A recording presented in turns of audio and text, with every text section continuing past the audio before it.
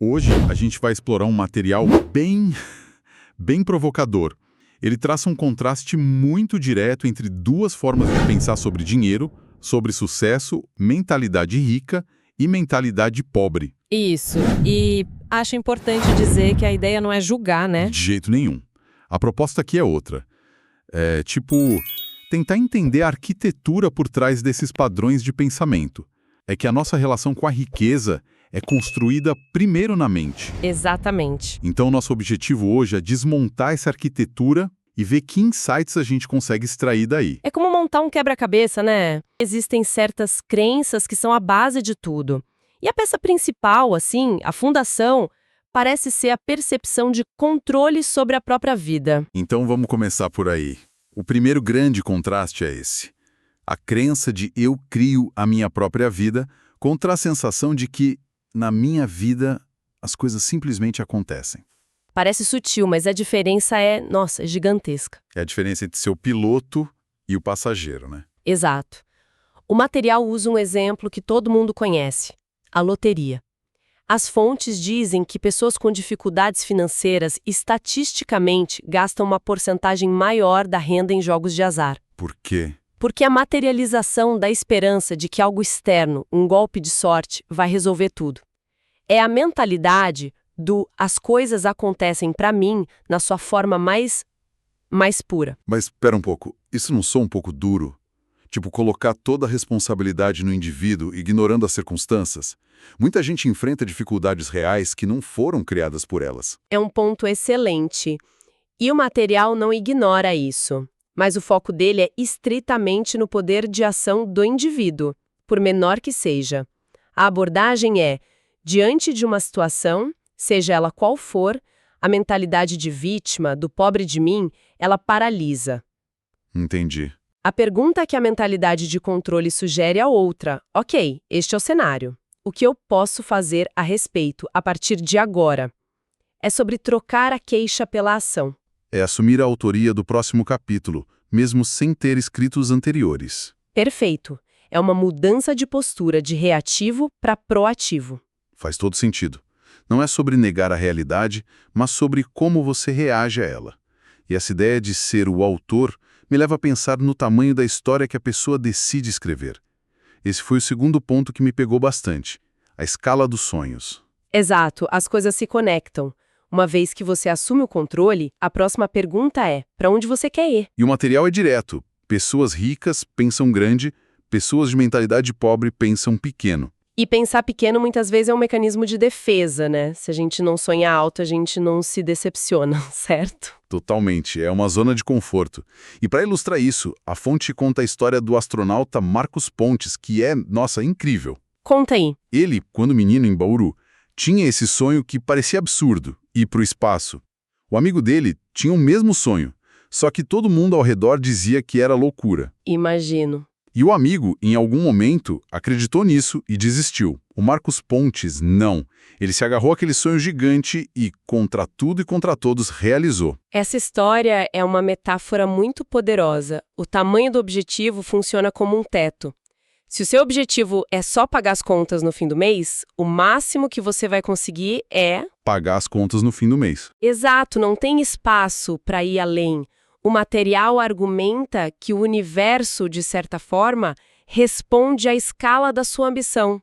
E essa capacidade de sonhar grande, de olhar para o horizonte, imagino que depende muito do que a pessoa enxerga no caminho, né? Se ela só vê muralhas, fica difícil avançar. E você fez a transição perfeita para o terceiro pilar. Pessoas ricas, segundo as fontes, focalizam oportunidades. As de mentalidade pobre focalizam os obstáculos. Isso, e as duas coisas, oportunidade e obstáculo, muitas vezes são lados da mesma moeda. A questão é para qual lado você escolhe olhar. O exemplo do Mark Zuckerberg com o Facebook é muito bom para isso. Quando ele começou, o cenário era um campo minado de gigantes.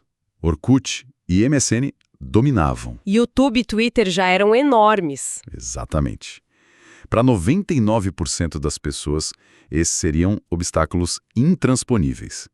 A reação natural seria: não tem espaço para mim aqui. Pois é, mas ele não viu um mercado saturado. Ele viu uma necessidade não atendida. Onde muitos viram um muro, ele viu os tijolos para construir outra coisa. É uma virada de chave no pensamento. E esse padrão se repete. A mentalidade que foca no obstáculo busca razões para não agir. A que foca na oportunidade busca uma única razão para agir, mesmo que existam 100 razões para não fazer. É sobre calibrar o foco. E essa forma de enxergar o mundo também deve influenciar como se enxerga as outras pessoas, né? Especialmente as que já tiveram sucesso. E aí a gente entra num ponto que o próprio material descreve como mais sensível. Sim, a relação com o sucesso alheio. O argumento da fonte é que pessoas ricas admiram outros indivíduos bem-sucedidos e tentam aprender com eles. Enquanto a mentalidade pobre, Tende a guardar ressentimento de quem é rico. o texto cita exemplos de pensamentos que são quase automáticos para muita gente, né? Você vê alguém num carrão e pensa, que sorte. Ou, pior, com certeza é corrupto. Deve ter herdado, roubou alguém. Isso. É uma forma de invalidar o sucesso do outro para se sentir melhor com a própria situação. E o perigo disso, segundo a análise, é que se torna uma barreira mental gigantesca. Como você pode se tornar algo que você despreza? Faz sentido. Se no seu subconsciente rico é sinônimo de desonesto, você vai sabotar qualquer chance de enriquecer para não se tornar aquilo que você condena. É um conflito interno que impede o progresso. Mas sendo justo, essa desconfiança não vem do nada. A gente vê muitos exemplos de riqueza construída de forma desonesta. O material não está sendo um pouco ingênuo? É um ponto crucial. E a fonte aborda isso de uma forma interessante. Ela não nega que existam pessoas desonestas. A tese é que o dinheiro funciona como um potencializador. Como assim? Ele apenas amplifica o caráter que a pessoa já tinha. Uma pessoa boa com dinheiro vai fazer coisas boas em maior escala. Uma pessoa má fará o mesmo. E o texto faz uma provocação. Se a maioria dos ricos fosse desonesta, como eles conseguiriam manter negócios funcionando? A confiança, né? Exato. A confiança é um ativo. O ressentimento, no fim das contas, funciona como um veneno que só prejudica quem o sente. Entendi. A proposta é olhar para o sucesso alheio não com inveja, mas com curiosidade. O que essa pessoa fez que eu posso aprender? E falando em coisas práticas, o próximo ponto é talvez o mais direto de todos. Sim, a forma de ser remunerado. Aqui a discussão sai do campo mental e entra no mundo do trabalho. E a distinção é clara. Pessoas ricas preferem ser remuneradas por resultados. As de mentalidade pobre, pelo tempo. Pela segurança de um salário fixo. Isso. O texto desafia aquela ideia do eu me esforço tanto, mereço um aumento, e usa um exemplo que é até um pouco brutal, mas muito eficaz. Qual era mesmo? Imagine que você abre uma empresa. Trabalha 16 horas por dia, 7 dias por semana. Um esforço sobre-humano.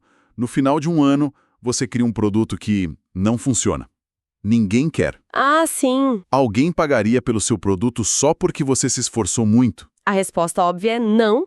E isso ilustra uma verdade do mercado. Ele não paga por esforço, ele paga por valor gerado. Não paga por tempo, paga por resultado. A segurança do salário fixo é atraente, mas tem um teto, né? Exato. Sua renda vai estar sempre limitada às horas do dia.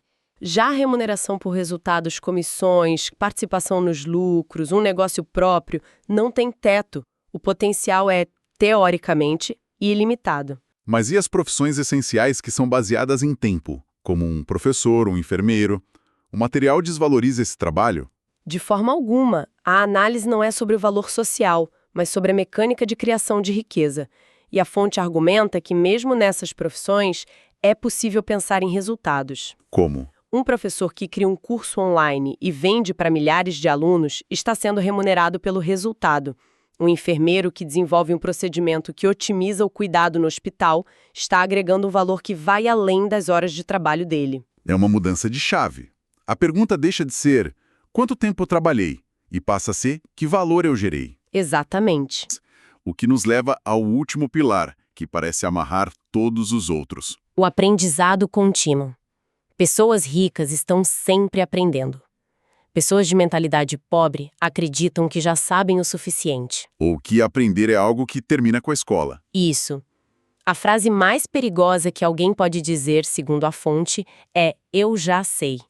Isso fecha a porta para qualquer crescimento. A fonte defende algo que eu acho muito poderoso. Sucesso é uma habilidade que se aprende.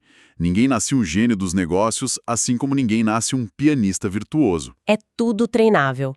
Se alguém quer ser bom em finanças, pode aprender. Se quer ser um bom líder, pode aprender. O conhecimento está aí. E o contraste nas atitudes é gritante. A mentalidade pobre, aponta o texto, usa as desculpas mais comuns. Não tenho tempo ou não tenho dinheiro. Que são as mesmas razões pelas quais a pessoa precisa aprender. Exatamente, para ter mais tempo e mais dinheiro no futuro. É um ciclo vicioso. Já a mentalidade rica entende o que Benjamin Franklin disse. Se você acha que a instrução é cara, experimente a ignorância. Nossa, essa é forte. É.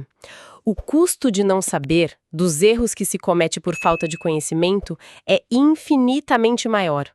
O maior ativo que alguém possui é a própria mente. Então, quando a gente junta todas essas peças, a crença de que você está no controle, a coragem de pensar grande, o foco nas oportunidades, a admiração pelo sucesso, a busca por resultados e a sede de aprender, o que emerge?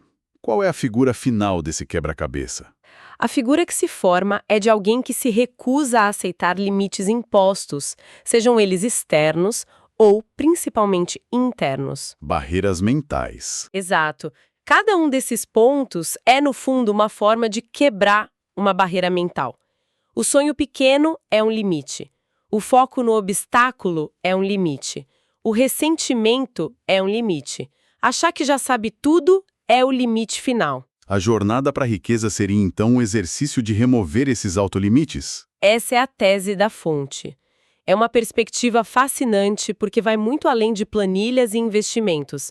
É sobre o sistema operacional que roda na nossa cabeça. E que define nossas ações e, consequentemente, nossos resultados. Isso, é um mapa mental. E a parte mais provocadora de todo o material é a afirmação de que esse mapa não é fixo. Ele pode ser redesenhado. Ninguém nasce com uma ou outra mentalidade. Elas são aprendidas e podem ser transformadas. E isso nos deixa com uma reflexão final para quem nos ouve.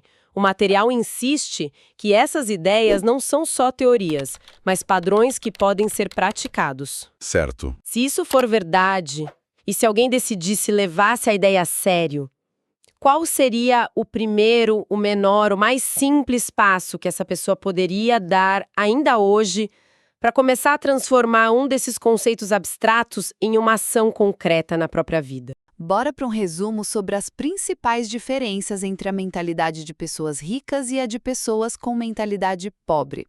A ideia central é que as nossas crenças sobre dinheiro, que muitas vezes vêm lá da infância, é que definem o nosso sucesso financeiro.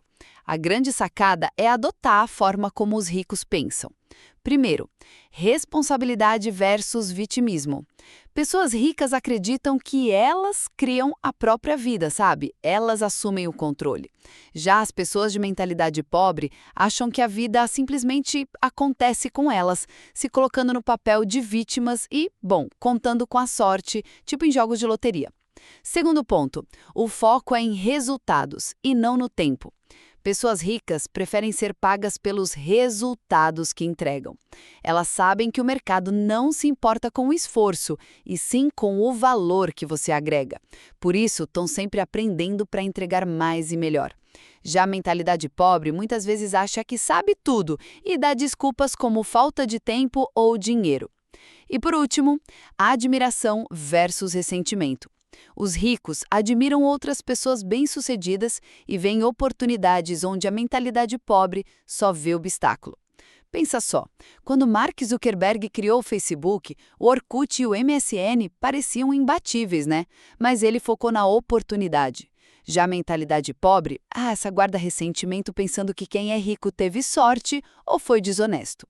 Resumindo, construir riqueza depende menos de sorte e mais de adotar uma mentalidade de responsabilidade, foco em resultados e admiração pelo sucesso.